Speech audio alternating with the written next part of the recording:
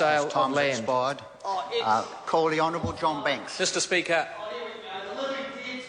the ACT Party opposes this xenophobic exercise in economic nationalism.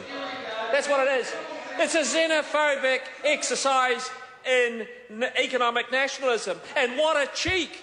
The Australian leader of the Green Party coming into this parliament and wielding this xenophobic piece of legislation onto the House, but at least he's smart enough to line up the Labor Party to go with him like one of the lemmings. Well, one of the great leaders of this country once said to me, "Some doctors make you well and others make you sick." Well, I can tell Dr. Norman that if he wants investment, growth and jobs in this country, then this proposition is sick. This bill will be diametrically opposed by the best interests of this country. Members should know that when it comes to welcoming foreign investment in New Zealand, already New Zealand is an international laggard. Every few years, the Organisation of Economic Cooperation and Development measures how open countries are to foreign investment, including investment in land. Members should get used to the idea. The same members might be surprised to hear that out of 55 countries measured, New Zealand is the 6th most restrictive country on foreign investment.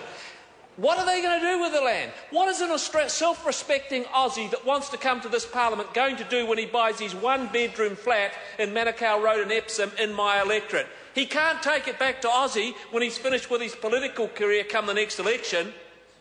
It stays here. It's an investment here.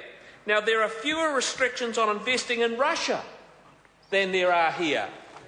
If we wish to prosper, we need foreign investment. And I can say to Mini Mike, if we want to prosper, the down-market version of Mike Moore, that's what we're hearing from, yapping across the other side of the House. And I want to hear him. I can't understand the Labor Party who want to be on this side of the House. Oh, the previous Speaker, he was parachuted into the Epsom electorate, got 2,000 votes, and we haven't seen him on Broadway Newmarket ever since. Well, I want you to know, we know this because up until approximately 1,000 years ago, there was no foreign investment in New Zealand and there were no jobs either 1,000 years ago. No foreign investment, no jobs. Foreign investment equals jobs. Foreign investment equals productivity. Foreign investment equals foreign exchange earnings, and foreign investment equals the fact that New Zealand is going to go ahead and be able to compete with the rest of the world. Now, take the example. These Labor Party people over here, James Cameron in the Wire Rapper tonight, listening on his crystal set, Mr. Speaker, will be appalled. The best film director in the world will soon live within an hour of this parliament. He's bringing his capital, he's bringing his know-how, and he's going to bring many, many jobs to this country.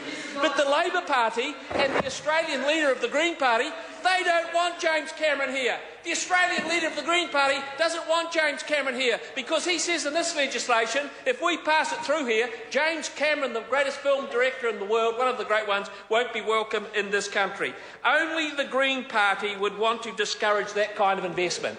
Only the Green Party, only an interloping Australian leader of the Marxist Green Party in this parliament would want that kind of legislation foisted on the people. This bill actually tells us quite a lot about the Green Party, doesn't it, Mr. Deputy Speaker? They are a party of old dudes and young fogies. Old dudes and young fogies. One of the older members, Stefan Browning, said that this bill is, quote, totally timely. That's what Stefan said. Totally timely. As modern as it sounds, this bill would be a step backwards towards Fortress New Zealand of old. 1 minute. This would be Fortress New Zealand of old. People would be packing up their bags and fleeing to where that joker fled from.